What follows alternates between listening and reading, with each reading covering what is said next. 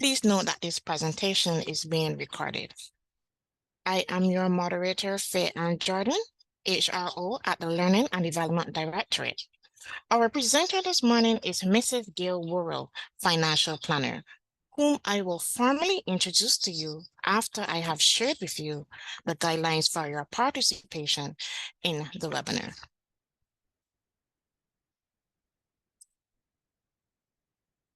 Rules of engagement: we would like to hear from you and would like to include your voice in the conversation. But before we get there, here are some rules of engagement that we want to share with you as we begin the presentation. You would need to mute your microphones, turn your cameras off, pause or minimize distractions as much as possible, take some time to reflect on relevant issues that you may wish to share. You can share your information, comments, queries using the Q&A icon. This icon is located at the bottom of your page. Many of you were using it this morning. There will be a questions and answers segment at the end of the presentation where you are invited to post your questions in the chat to the panelists. And they will be shared with the presenter, who will respond via audio. Ladies and gentlemen, as I mentioned before, your presenter today is Mrs. Gail Worrell. She is a seasoned professional financial advisor with a diverse skill set and a commitment to helping individuals and businesses achieve their financial objectives. With half a decade of comprehensive experience in the field, she has established herself as a trusted advisor in budgeting, saving, money management, risk management, and long-term financial planning strategies. Gail's areas of specialization encompass a wide range of financial services, including budgeting, savings strategy, investment management, retirement planning, and estate preservation. She takes a holistic approach to financial planning, considering both short-term needs and long-term objectives to formulate comprehensive strategies that drive sustainable growth and prosperity. With a clientele of approximately 275 individuals and businesses, Gail has demonstrated her ability to cultivate lasting relationships built on trust, integrity, and a genuine commitment to her client success. Whether guiding individuals toward goal achievement or retirement planning, assisting families with estate planning, or supporting businesses in achieving their financial goals, Gail provides personalized solutions that align with her clients' unique circumstances and aspirations. Outside of her professional endeavors, Gail enjoys volunteering her time to promote financial literacy initiatives and empower individuals to make informed decisions about their finances. She firmly believes in the transformative power of education and tries to empower her clients with the knowledge and resources they need to navigate the complexities of the financial landscape with confidence and clarity. A warm welcome, Mrs. Worrell. It is a pleasure to have you present this information in this forum this morning. Ladies and gentlemen, I leave you in the capable hands of Mrs. Worrell. Mrs. Worrell, over to you.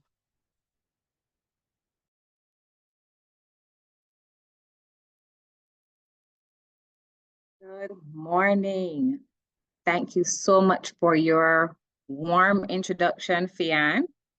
I am truly humbled and thankful to be here with you all this morning. Now, today's session is one of many that individuals feel inspired to attend, but more so walk away with feeling a sense of accomplishment, hope, and excitement about the future and their finances. So as we get into today's topic on the introduction to budgeting and money management, first, let me find out by a raise of hands, I saw some of you using the icon earlier, how many of you are excited to be here this morning? Fantastic, fantastic. Well, I too am excited to be here to present on the topic of budgeting 101. And I'm seeing a lot of you with your hands raised, and I see you're excited to be here. And so let's kickstart our topic of budgeting 101. There will be a few objectives at the end of this seminar. And what we want to do is to walk away with understanding and learning the importance of budgeting. We also want to review the process of budgeting. We want to understand the basic principles of money management. And then we also want to take a look at the benefits of personal goal achievement with regards to budgeting. Now, you may be asking yourself, why is budgeting important? Is this something that's important to me? Yeah?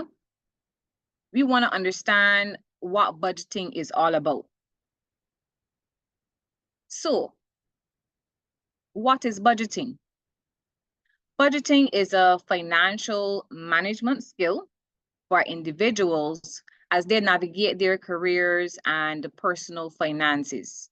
And just like every other journey in life, the process of budgeting should not feel like a chore, but rather a learned habit.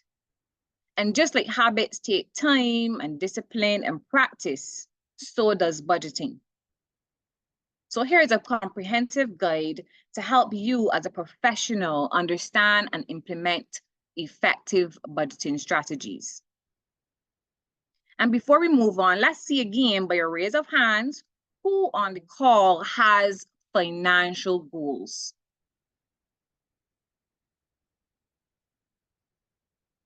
All right, so we have individuals on the call that have financial goals, and I want to say to you today that you are in the right space.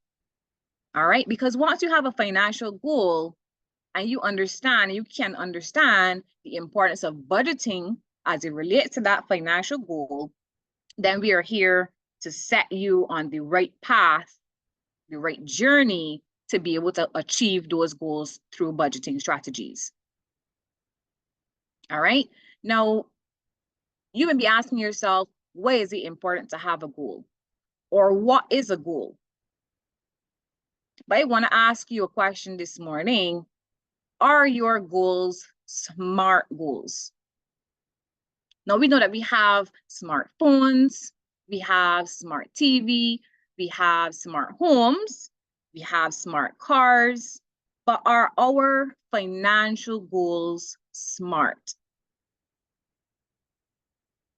Right? Are they specific? They're specific, they're goals that have to be made up of specific components. And so the word SMART will actually identify what a goal actually is. So S relates to it being specific. Are your goals specific? Can they be measured? Can they be realistically achieved? Are they achievable goals? Are they even relevant or realistic? And are they time bound? You see, there's a saying that goes, a dream without a goal is a dead end. I'm sure we've all heard that term before. And if you haven't, and today is the first time, you may want to ask yourself, is my goal really a goal or is it a dream? All right. Now, these are the components that make up a SMART goal. So let me give you an example of a poorly set goal. So you see, as I sit and I have individual conversations with persons, from time to time, I will ask the question, do you have any financial goals? Or what are your financial goals? And there was a time I asked that question and the response to me was, well, I want to travel. Now, is that a goal? Maybe, yes, could be considered as a goal. But is it a SMART goal? So in response to that, it wasn't a SMART goal but we want to make it a SMART goal. We want it to be specific. We want it to be measurable. We want it to be achievable. We also want it to be realistic and relevant. And we want to set a timeline to this SMART goal. So an example of a SMART goal, rather than saying I want to travel, well, that is a goal, we want to make it something that is achievable. So an example of that would be to say, I will save $75 per month towards a travel vacation to Dubai in 3 years with my partner to experience luxury shopping, accommodation, and cruising on a yacht with an onboard chef. Now, how does that sound? Does that not sound to you as a SMART goal? We understand that it is specific because you have a location, you have a time frame, it is time bound, it seems to be achievable because it's only $75 a month. You have 3 years to be able to save for it. And psychologically, you may have automatically painted a picture in your mind of what that vacation looks like. So let me repeat that to you again. I will save $75 per month towards a travel vacation to Dubai in 3 years with my partner to experience luxury shopping, accommodation, and cruising on a yacht with an onboard chef. Now, I know that you could almost even smell what that hotel room may smell like. You may have even been able to feel for a moment the fresh breeze, or even picture yourself with your partner or your friend traveling to Dubai. Yeah, that is a SMART goal. And so, like I mentioned earlier, budgeting towards a specific financial SMART goal is a process. And if you are to achieve that SMART goal, there are some components that we must take into account. So we want to understand the guide and the process that we can use to implement effective budgeting strategies. And so the first one we want to take a look at this morning is assessing your income. And we basically do that by determining your monthly take-home pay, right? So after taxes and after deductions, etc., your monthly take-home pay is what forms the foundation of your budget. And we will get into what a budget actually will look like a little later on the call. So you want to assess your income. That's the first thing we want to do, because without having an income to assess, you really cannot budget because there's nothing to budget from. Yeah. The next thing we want to do is to track those expenses. We want to monitor your expenses for an entire month so that you understand where your money is going. That's really the process of budgeting, right? You want to be able to tell your money where to go. Because if you don't tell your money where to go, guess what happens? Automatically, your money tells you what to do. So in telling your money what to do and tracking those expenses, you categorize your expenses into fixed and variable expenses. So an example of a fixed expense may be rent or mortgage. All right. An example of a variable expense may be dining out or entertainment, for example. The next step is establishing your financial goals. So I saw a whole set of hands raised, almost 40-something hands were raised earlier of individuals who were on the call today that have financial goals. Now, are your financial goals defined as short-term goals, or are they defined as long-term financial goals?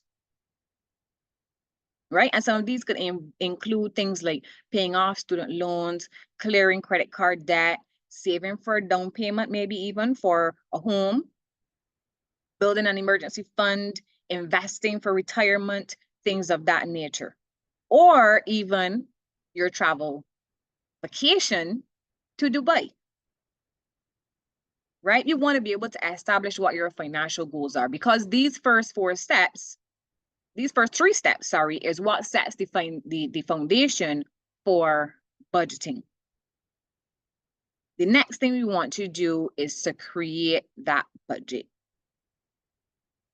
And we want to allocate your income to cover the necessary expenses, savings, and discretionary spending. And right now, I want to introduce you to a popular guideline for budgeting, which is referred to as the 50-30-20 rule. Now, some of you on the call may have heard of this rule before. And what it basically is that we take your income and we divide it into 3 parts, not 3 equal parts, but 3 parts.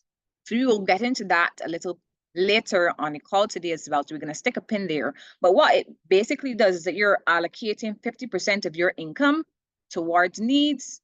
We're allocating 30% of your income towards wants and 20% of your income towards savings and retirement and investments and minimizing debt. All right, so we create that budget. The 5th step is to prioritize your savings. So starting with building an emergency fund, or you may want to take a look at saving for education. You may want to save for your children's education.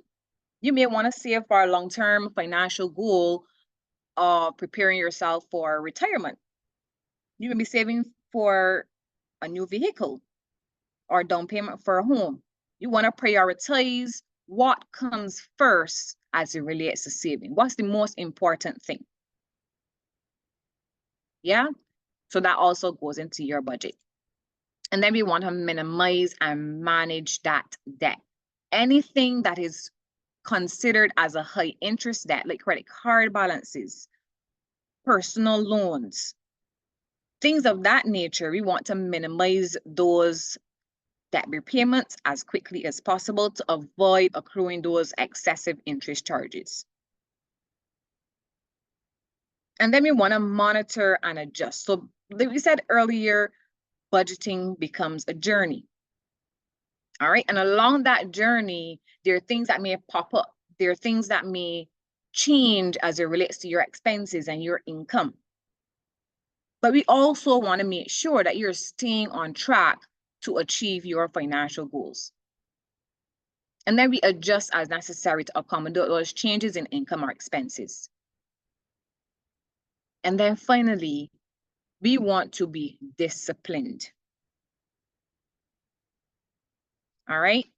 Now, sticking to your budgeting plan, even when you are faced with temptation, is what we refer to as being disciplined, because the temptations will come. You will walk into the mall and see something that looks nice on display and you will be tempted to purchase it. But has it been budgeted for? And if it hasn't been budgeted for, then that may be considered as something that we refer to as impulsive spending. All right. So by following these steps and by adopting those disciplinary financial habits is the way that we can effectively manage our salary or money, right? Our financial goals and building a solid financial foundation. Now, financial goals or smart financial goals can vary depending on an individual's circumstances, because certainly we can understand that you and those sitting next to you or around you may have extremely different circumstances. All right, so the same budgeting strategy or the same financial goals that someone has may not be the same as yours, and vice versa. But what I'm about to show you are some of the most common financial goals that persons often aspire to achieve. And these don't come in any specific order, right? But these are ones that we want to take into consideration. So building an emergency fund. Then you may be asking yourself, what's the importance of having an emergency fund? Why is that even something that we're discussing as it relates to financial goals and budgeting? Now, the question here is, what happens if there is an emergency? What is even considered as an emergency? Things that maybe categorized as the emergency could be job loss. Another one could be a flat tire or vehicle expense. Another one could be medical emergencies. Have you ever got up in the morning, you've come into work, but somehow and some way your day did not go as expected due to something unforeseen occurring? Now, when that unforeseen circumstance occurs and it becomes an expense, where does the income come from to take care of that unforeseen circumstance? Do you just pull it from somewhere? Do you just swipe the card? Do you have to ask someone to borrow funding? Do you have to take out a personal loan depending on the severity of that emergency? What occurs in that circumstance? And so as a good rule of thumb for building an emergency fund is to save towards having 3 to 6 months worth of living expenses in an easily accessible account. So that may be a bank account, it could be a credit union account, for example, but you want to be able to have at least 3 to 6 months worth of living expenses to take care of that medical emergency or the job loss or vehicle repairs, etc. Yeah.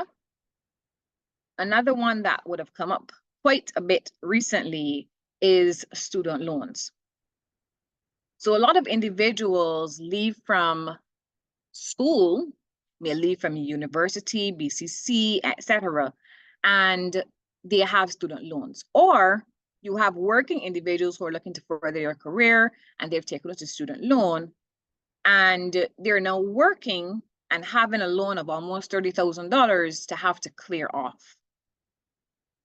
And so clearing student loan debt or any type of debt for that matter as quickly as possible helps to reduce those high interest payments and obviously improve that financial flexibility. So whereas you might be paying $200 or $300 coming out to go to a student loan to service those loans and credit cards and personal loans, etc., that then clears up that financial burden so that you have that flexibility as quickly as possible. And another one, during the year last year, we would have had a lot of conversations surrounding retirement and pension, etc. So this is another one that we often hear where persons are looking to save now for retirement as a long-term goal. So as you start to save for retirement early through private pensions and taking advantage of the compound interest over time, this becomes now a long-term investment or a long-term savings goal that individuals tend to go after to achieve.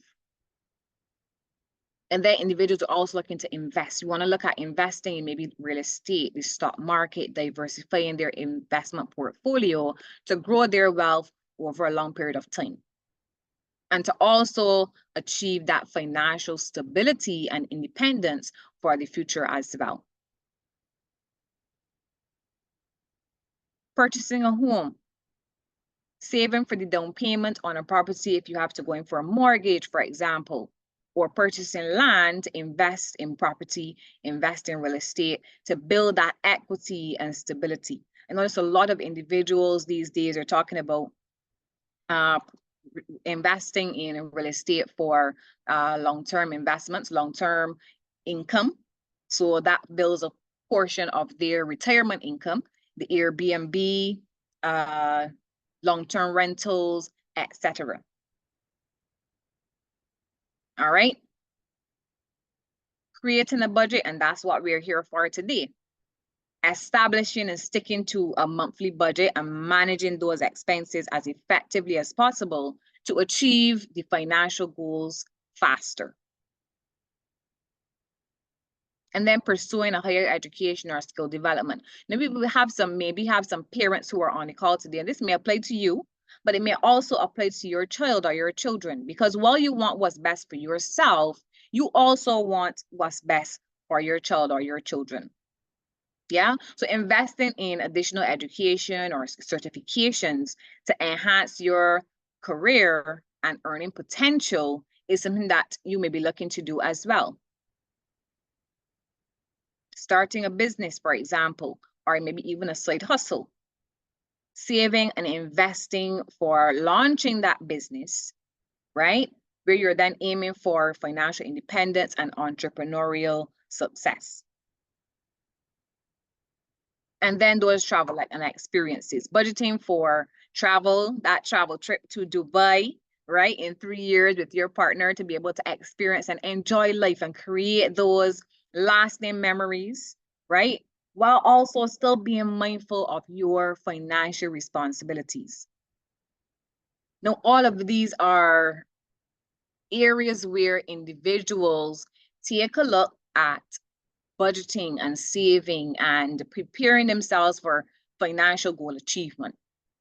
Some persons even go as far as to charitable giving, allocating a portion of their income towards charitable causes and giving back to the community, volunteering, etc.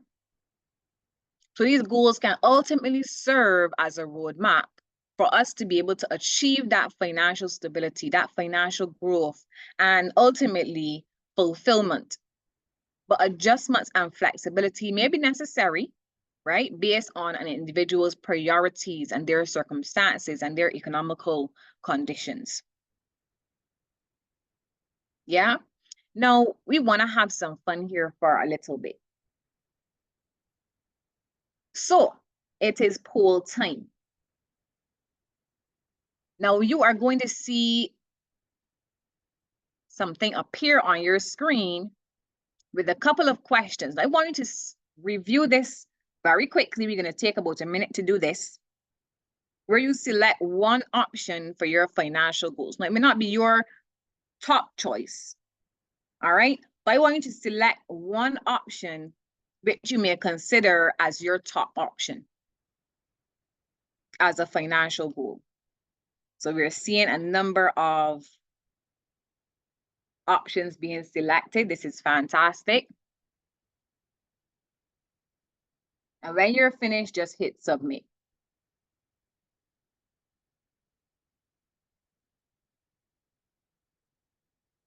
And after we're finished, I'm going to share the results with you. Now, you're not going to be able to see who chose what, but it will give you an idea that you have very similar financial goals to those who are also participating today in this webinar.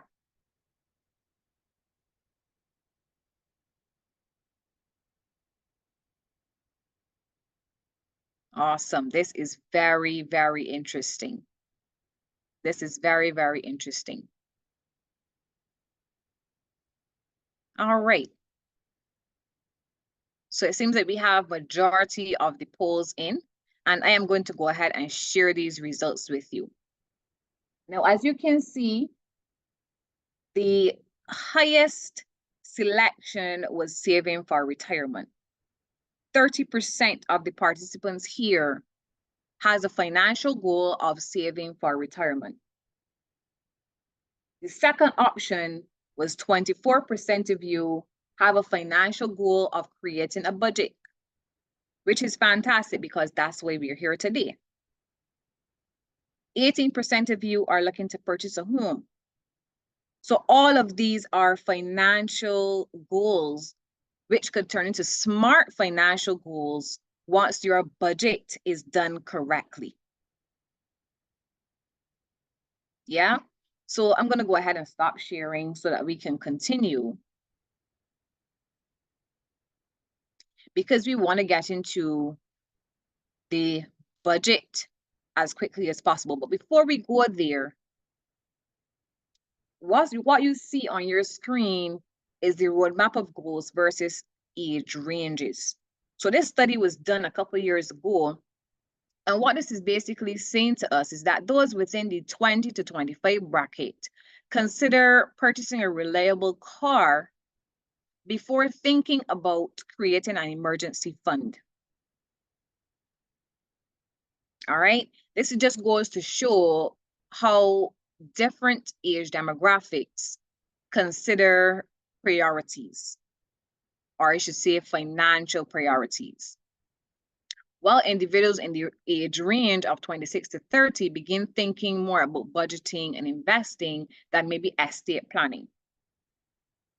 And according to this study, those in the age range of 31 to 35, just 5 and 10 years later, started thinking about estate planning, investing in rental income, and even professional development.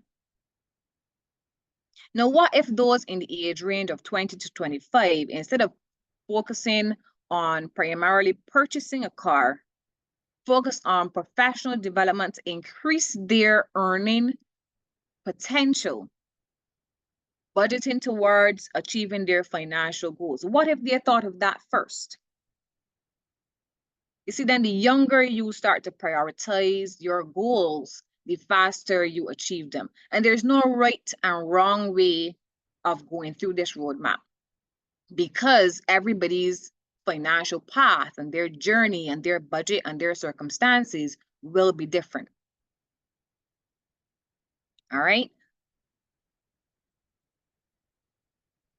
So here is where I want to introduce you to the 50-30-20 rule of budgeting.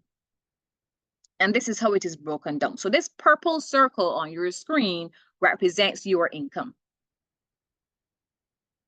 All right. Now, if we were to cut this in half, and then we want to cut it again, where this half now becomes 50% of your income. Another category is into 30% of your income, and the last category is 20% of your income. So this now creates your 50-30-20 rule of budgeting. Now, what goes into your 50% category are referred to as your needs. So the things that you absolutely cannot do without. So groceries, rent, or maybe even mortgage, transportation costs, insurance, electricity, water, internet, things of that nature make up your 50% category. And your 30% category takes care of your wants, the things that you can live without on a month-to-month basis. And that would include things like your clothing, self-care, Netflix, entertainment, etc. Now, you may be saying to yourself, well, I absolutely need to have clothing, and clothing may fall under a need. And while that may be true, for budgeting purposes, clothes do not need to be purchased every month. It can be budgeted for every month, but it is not necessary to have new clothing every single month. Yeah?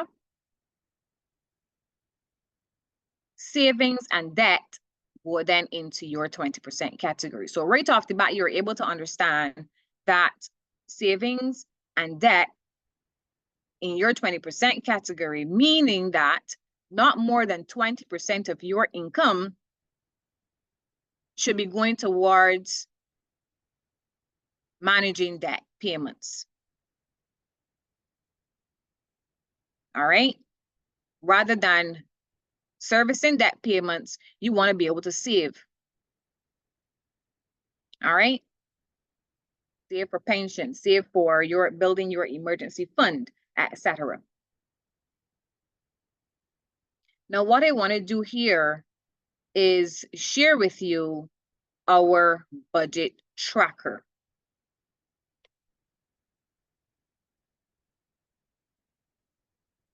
So you should see a tracker on your screen. Now we will go through this a little in depth today, because we want to be able to help you to understand how this works for you. And so these figures in here do not represent an individual, but this is just an example of what a budget tracker can look like. All right. So the first thing we did in our process was to assess your income. And so the first thing we are going to do up here is to take a look at this column. So under employment would refer to as, this is what we refer to as your employment income, your salary. All right, so for example, if you are some person that's earning $3,000, maybe $4,000 a month, so let's use $4,000 as the example in the example today. We know that $4,000 is your monthly salary. We also understand that you have fixed expenses, which we would refer to as what was referred to in your 50% category under the needs column. All right. So we already know that your rent, for example, maybe $1,100, or your mortgage payment, if it's split between two persons, it could be on average $1,100. But we're going to use $1,100 in our example today. We also know that if you have medical insurance and that's $150 per month on average, that becomes a fixed expense. If you have life insurance, that also becomes a fixed expense. All right. Your internet and your mobile bill may be another fixed expense, let's say at $120 per month. Now, what this is doing is telling your money where to go. Now, I'm not sure whether you noticed just now that our disposable income column changed as I put in the Wi-Fi, your internet bill, your mobile bill figure. But what we can do here now is understand that our disposable income is $2,530, which now needs to be budgeted and categorized. All right. Now, you may say to yourself, well, I don't know what my grocery bill may look like, but every time I go to the supermarket, my bill is approximately $200, and you may go to the supermarket twice in a month. So you can average it at $400. Or when you know you have gone to the supermarket, you can come in and you can put your figures into the column. All right. So for some person, your bill may be $400. For someone else, it could be $600 on a monthly basis. We now see that our disposable income left to be budgeted for and categorized is now $1,930. We also know that we have our electricity bill and our water bill to be paid every single month. And on average, your electricity bill may be about $150. While your water bill may be, let's say, $75. We're now left with $1,705 to be categorized and budgeted. Now let's go over to our savings and debt column. We know we spoke earlier about having or saving or wanting to save towards that trip to Dubai, right? And we were saying we were going to save $75 towards that trip. But we know that we still have some financial commitments here of your credit card payment of $150 per month. And we also know that we have a long-term goal of saving towards retirement, which is $150 per month. But we also know that we want to purchase that property and we want to save towards the down payment. So we put another $200 in here. Now you see what's been happening over this side? What's been happening over this side is that your 20% for savings and debt is now maximized. So you're left now with $1,130 to be budgeted for. We still know that we want to budget for clothing, right? Which may be about $50 per month, let's say, for example. And we know sometimes that when the food van comes around, or when your partner wants to take you out for dinner, or when you want to take out someone for dinner, etc., you also want to budget for things like that. So let's call that on average $175. Let's call it $200 to be on the safe side. We also know that we want to take care of ourselves. We want to get our hair done. We want to make sure we go to the barber and get our beard and our hair done at the end of every month. And so for the gentleman on the call, your barber trip may not be the same as a lady's trip to the hairdresser. But on average, we can say approximately $100 for self-care per month. All right. And we still want to be able to have some fun. We still want to enjoy life. We still want to, do things that don't make it seem as though you are just working to pay bills. All right, that's something that still has to be budgeted and factored in. So let's put an additional $100 in there, because when the birthday comes around, when things happen and you get invited to someone's birthday party, or you want to be able to go to someone's baby's christening and, things of that nature, you still want to make sure that you have budgeted for it. All right. Now we're seeing here that our disposable income is $680, which could be considered now as our correct figure for disposable income. Not meaning it can be thrown away, but it means we would be able to be in a position now to save a little bit more. All right. Now, this circle over here does not equal 50%, 30%, and 20%. This is now 69, 17, and 14%. So what it says to me is that more of your income, or more than 50% of your income, is going towards needs. And sometimes that is just how it is. What that might mean also is that you may need to be earning a little bit more. And so sometimes this comes up in conversation where persons say, well, look, I have budgeted all of my money. I have budgeted every single last cent. In fact, I may have even over budgeted based on the things that I know I want to do. So let's say, for example, your entertainment cost is $20 per month. And you have an expensive hobby that takes up about another $250 in a month.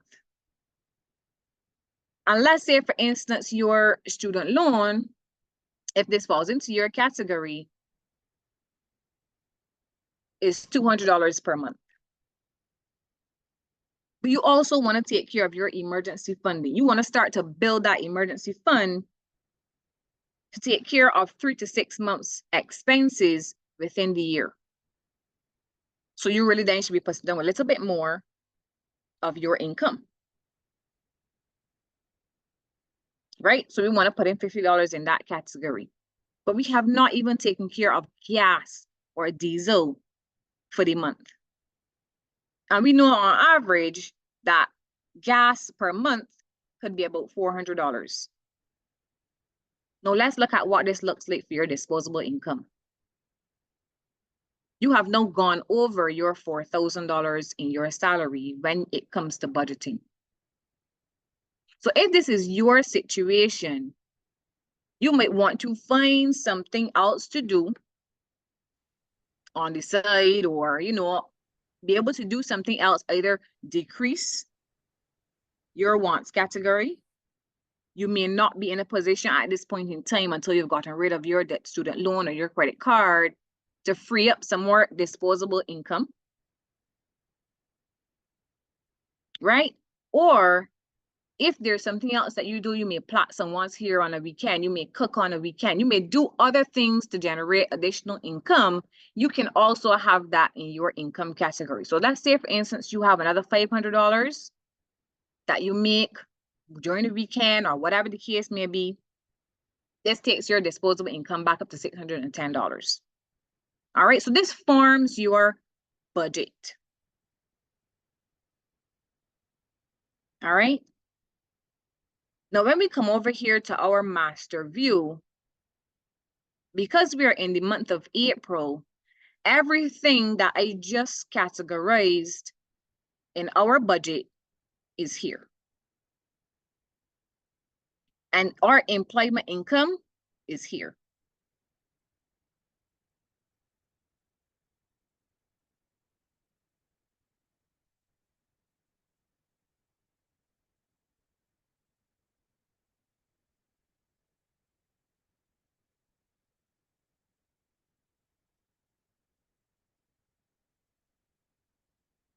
also here. So at the end of every year, we are able to see how much income we made. We are also able to see how much money we spent. And we are also able to see what we categorized in our wants and savings categories. Morning, ladies and gentlemen.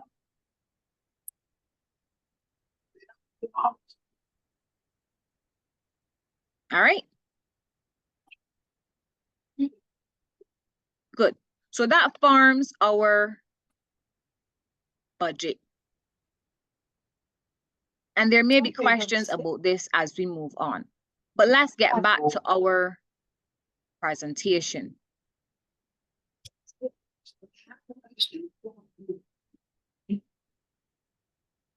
Okay. And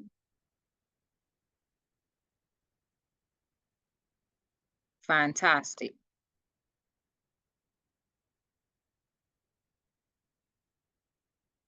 Now, there are some basic principles of money management that are essential for individuals to effectively manage their finances and achieve their financial goals. So similar to our process and similar to our budget, there are some things that we need to bear in mind. And the first one is budgeting. Creating that budget to track income and track expenses and ultimately allocating the funds for necessities similar to what we would have just gone through in our budget tracker. All right, now you stick to the budget, you avoid overspending because you understand that when you go to the supermarket, your bill cannot come to more than X amount because you have budgeted only $600 for groceries, or you have budgeted only $1,000 for groceries. All right. And then we want to live within our means. Spend less than you earn. You may be saying, well, how can I spend more than I earn? And very simply put, is because when you look at your budget tracker, you're able to understand that your needs category is what you can spend from, and your wants category is what you can spend from. But you see those savings and those emergency funding, you are not to touch those unless it is an actual emergency. Yeah?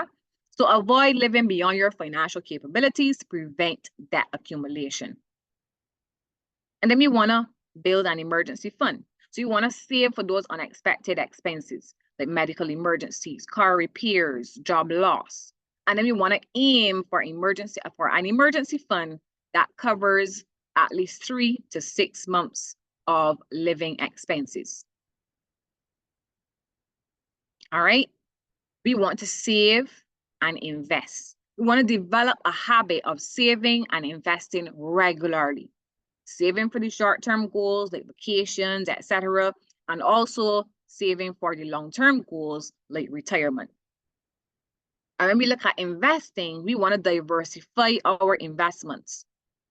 So we want to take a look at assets and stocks and bonds and real estate, etc., to grow your wealth over time. We also want to manage and minimize our debt. Manage it responsibly. Prioritize our high interest debt repayment and avoid taking on any unnecessary debt. Unnecessary debt could be classified as things like taking out a credit card for Christmas, taking out a new credit card for back to school, taking out a new credit card or personal loan for crop over. This is the reality, right, guys? This is the reality.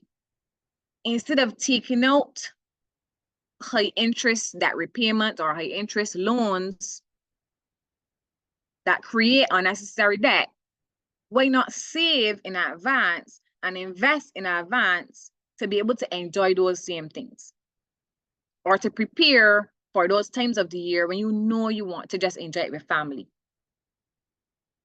Christmas, maybe Easter, crop over, you want to be outside, etc. Save towards it so that you can enjoy it. Because back to school is coming. And for those of us who have children, we understand that they should be our priority. Yeah? We want to take a look at setting those smart financial goals, establishing whether they're short-term or long-term financial goals. And similar to the examples we would have given before, purchasing a home, preparing a budget, taking care of those debt repayments, saving for education, retirement, things of that nature. Set the goals so that they are specific, measurable, achievable, relevant and realistic, and time-bound goals. All right? Avoid impulse purchases. You monitor your expenses regularly to identify where you can cut costs and save money, etc., using the spreadsheet tracker so that you can track those spending habits. And practice mindful spending to avoid making impulse purchases. Differentiate what is a need and what is a goal, what is a want, before you make a buying decision. Right? And you want to review and adjust the budget regularly.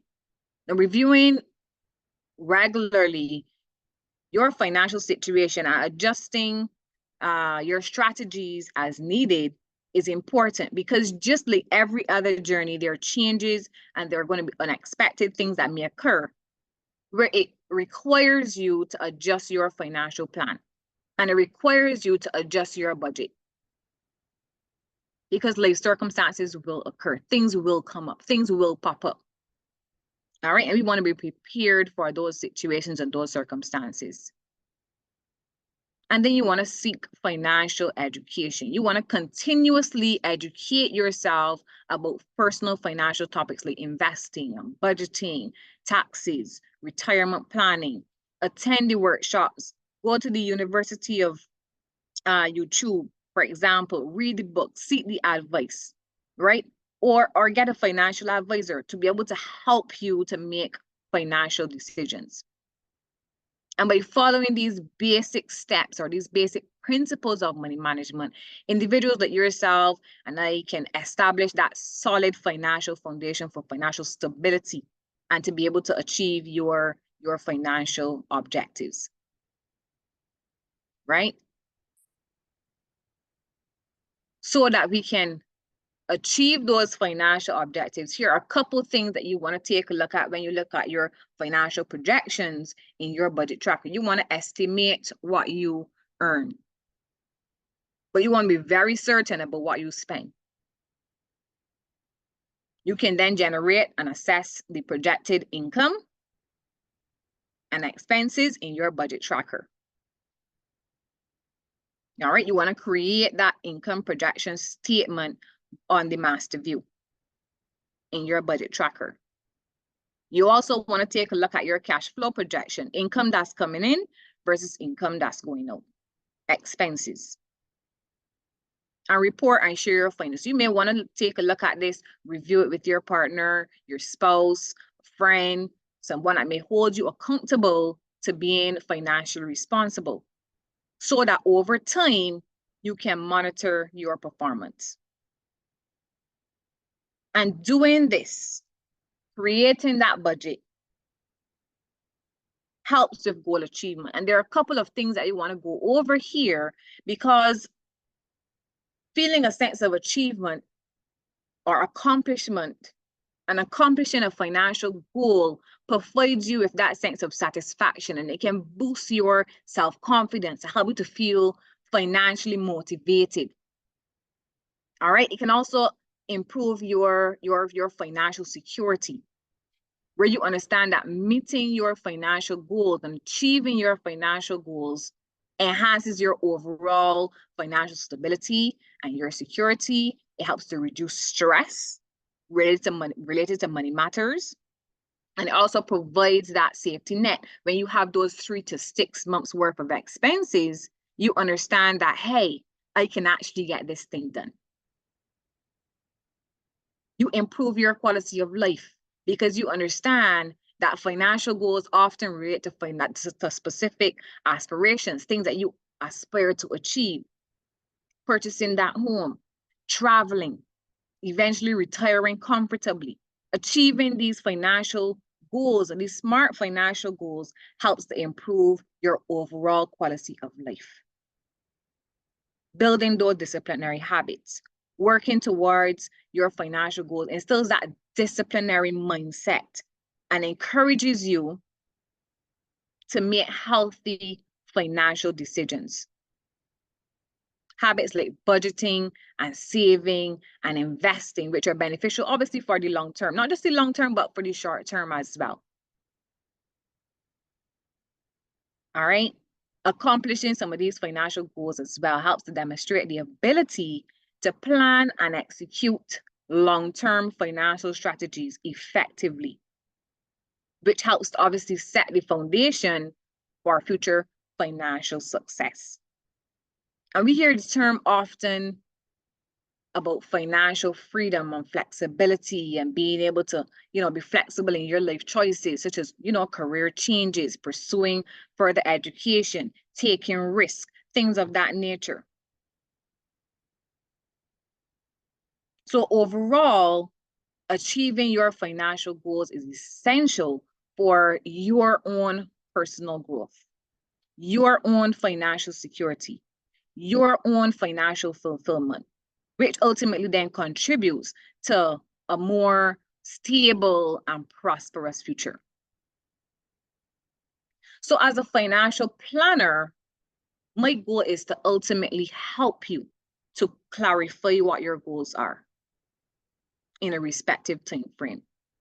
Help to identify any challenges and opportunities for goal achievement. Understand what the risks are. And identify how to mitigate or avoid those unforeseen circumstances that will hinder you from achieving your financial goals. We also want to help you to develop your financial plan, setting up your budget, identifying any needs versus wants versus savings, take care of these steps that help to minimize those debt repayments and understand why those steps are important. Help to implement the plan, suggestions on specific savings accounts, policies, plans, things of that nature, investments, interest rates, to ensure that they are the best fit for you and your financial goals. And then we ultimately want to assist individuals with identifying how to be successful individually, how to achieve their goals and become successful in the long term by reviewing your financial circumstances at least once per year to make sure that you are on track. All right, so that brings me to the end of my presentation, and I'm seeing some questions come in. And I want to start by saying thank you so much to all of you who have been here with me this morning.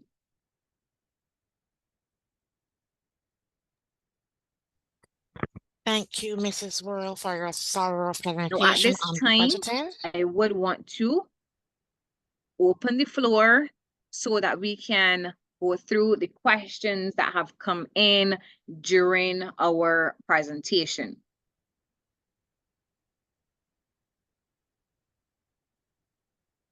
Diane? Yes, please, Gail. I was saying thank you for your thorough presentation on budgeting, and it truly gave us a lot to think about on managing our finances and our financial goals.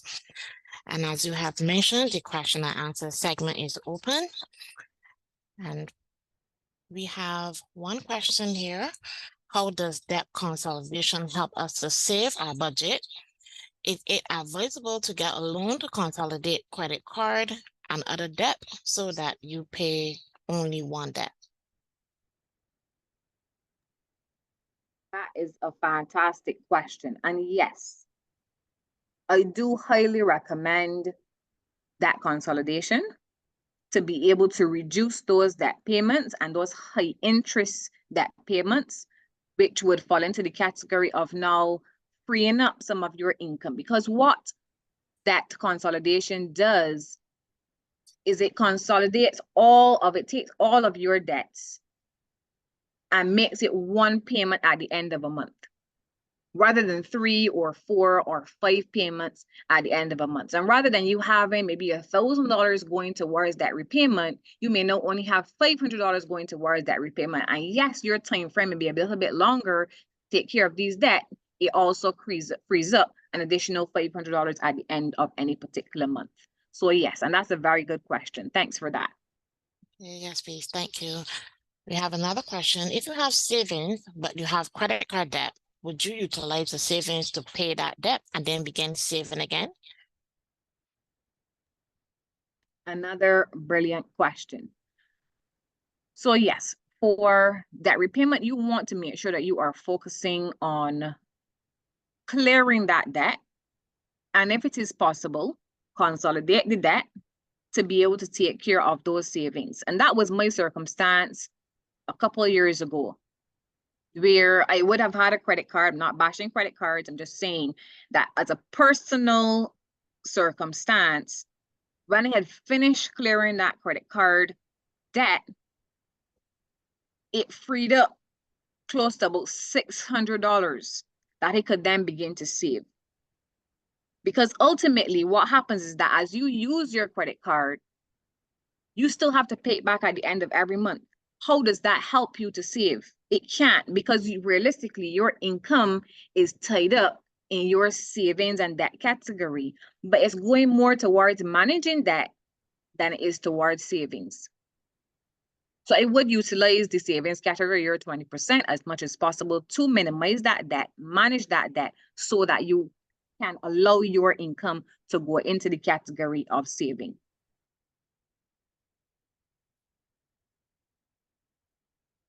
Yes, please. Thank you. I hope that answered our colleague's question.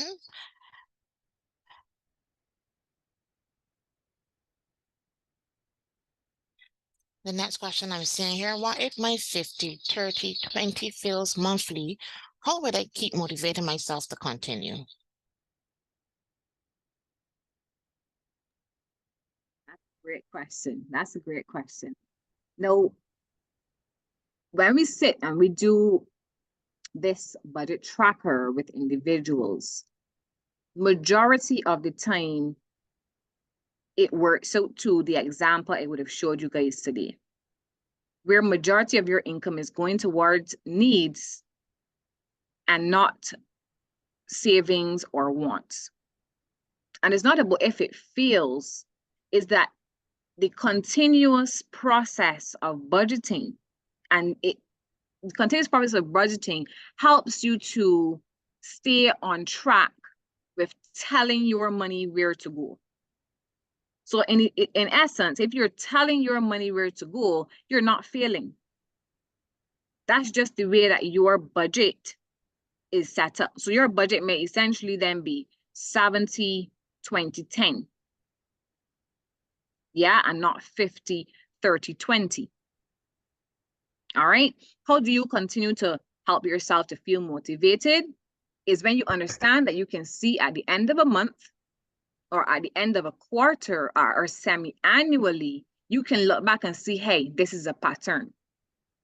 And then if you know you want to change that pattern so that instead of it being 70, 20, 70, 10, 20, you can take a look and say, hey, okay, so in order to change this, I may want to do something else to earn additional income. All right. That's how you may be able to change the algorithm of 70, 20, 10 to make it maybe 50, 30, 20, because you now have additional income to be able to go into your wants category or additional income to go into your savings category, which may ultimately reduce your needs category over time. So I hope that helps to answer your question. Thank you again, Gail. Another question is, what's the best saving advice for persons preparing for retirement?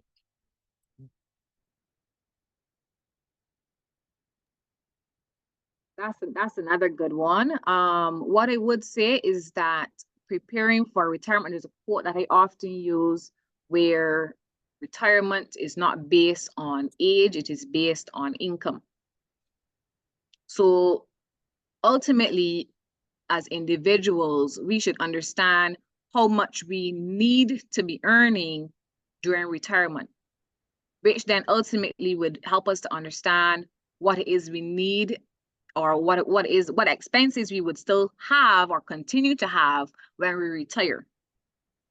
And that's a question that really needs to be identified from as early as possible, because then your standard of living can be affected.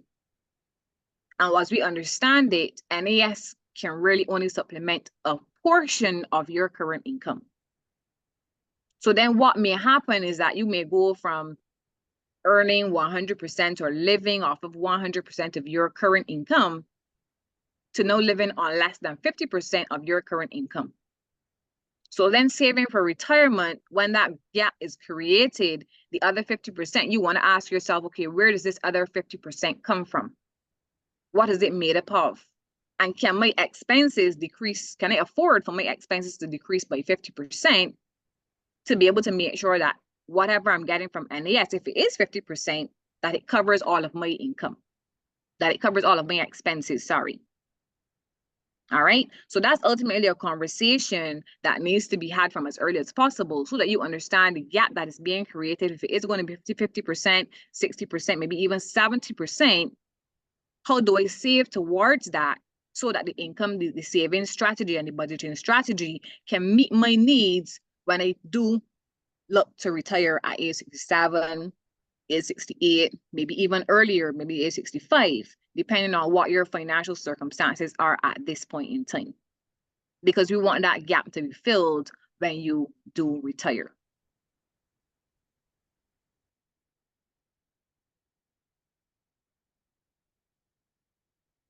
Thank you, Gail. We have another question. How much of your salary should go into investment, assuming there is no debt to service?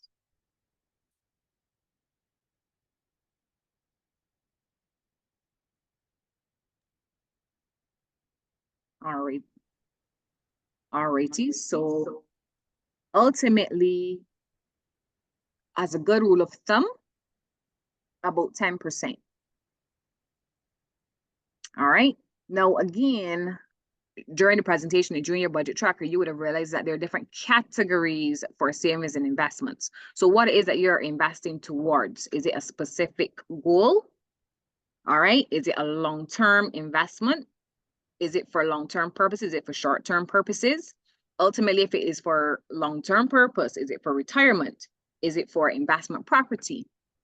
And then you're able to probably to identify, based on the investment, based on the specific goal, whether it would make sense to invest in specific accounts or specific policies, or maybe invest in bonds, invest in real estate. What is it exactly that you may be looking to invest in? Ultimately, then that would be able to help an individual to understand that if it's a short-term or long-term investment, what is the best strategy for investing to be able to achieve that goal in a certain amount of years, whether it's 5 years, 10, 15, 20 years, etc. All right. But ultimately, I would say, as a good rule of thumb, approximately 10% of your income.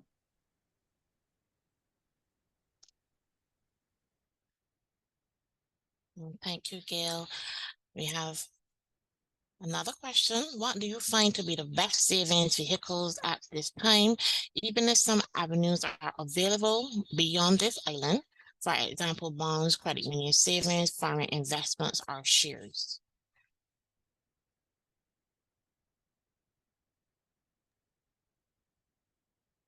Yes, another good question. What I would say is that we are limited here. That's the reality. We are limited in Barbados with regards to having a wide range of investment strategies to be able to invest in. However, with what we do have, we can utilize it efficiently. There are risks as it relates to various asset classes. I would say that. So for example, individuals who may be looking to invest in real estate, we want to identify, okay, what are the risks associated with real estate, right? Let's give an example. You have maybe a long-term, you have an apartment block that you may have for rent. Will you have good tenants? Will you have well-paying tenants? Will you be able to have the apartments rented out that it takes care of the mortgage payment? Or ultimately, over the long term, will it take care of you as supplementing your retirement income? Will that rise? Will that fall? And what are the expenses associated with that asset class? You have your insurance to pay, your property insurance to pay on an annual basis. You have property taxes to pay on an annual basis. Will it then make enough money that you can rely on that wholly and solely during retirement? So with each asset class will come risk, but understanding those risks will help you to make decisions or make proper financial decisions for the long term. So while the options are limited, we want to understand what your specific goals are so that we can recommend the best thing for you. Yes, the interest rates are low and they may rise and fall from time to time, depending on the economical conditions in the island, etc.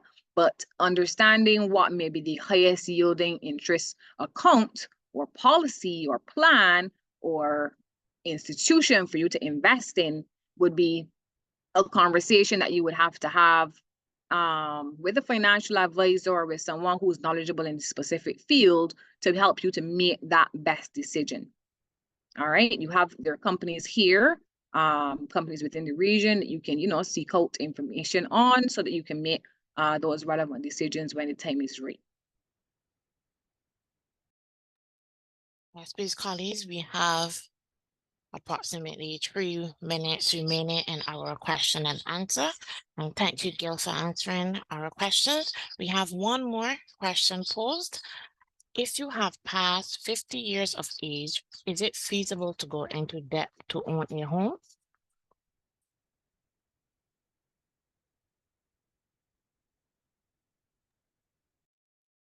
What I would say as it relates to that question, that could still very well be a financial goal of yours, and nothing is wrong with having that as a financial goal. What I do advise persons to do, if it is possible, is to co-sign with someone who can maybe help you to acquire a mortgage or acquire a loan for that specific goal.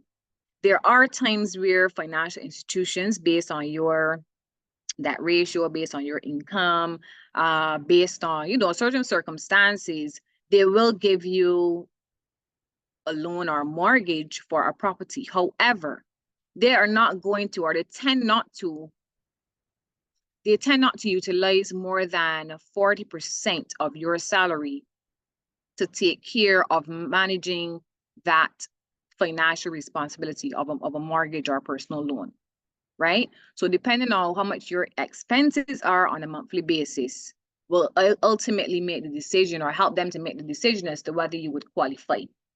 Now, do you think is a viable option? It could be. However, the next thing that they take into consideration is pensionable age. So if they understand that, okay, you may be coming up to retirement is between age 50 and age 67 at 17 years, you can still possibly qualify based on the time frame, but it ultimately depends on your earnings and your expenses. All right, so it is possible, but it would be probably good if you do have someone who can obviously co-sign to help you get into it. Is it feasible to go into it at age 50 years of age? That depends on your income and your expenses.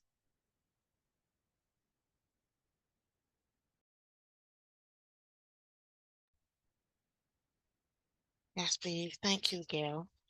And I know that my colleagues do appreciate the responses and the questions asked. From what I'm seeing here, some questions were also placed in the webinar chat, and there were also questions placed in the Q&A. What we would endeavor to do is to share those questions with Mrs. Worrell so that she can prepare her responses, and they will be shared with you via email. What I want to say is thank you, ladies and gentlemen. Our question and answer time is now up. I want to thank you for your questions, your comments, and your queries.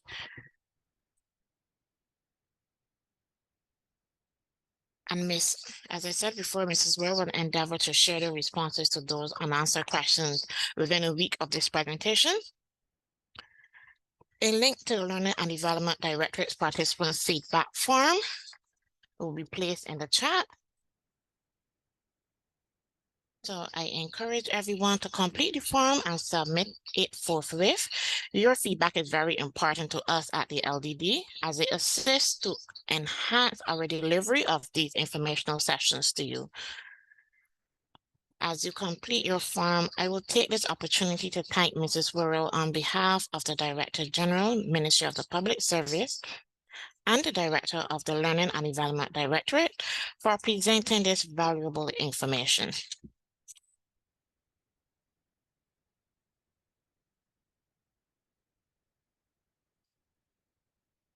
So we will give you a few minutes to complete your evaluation form.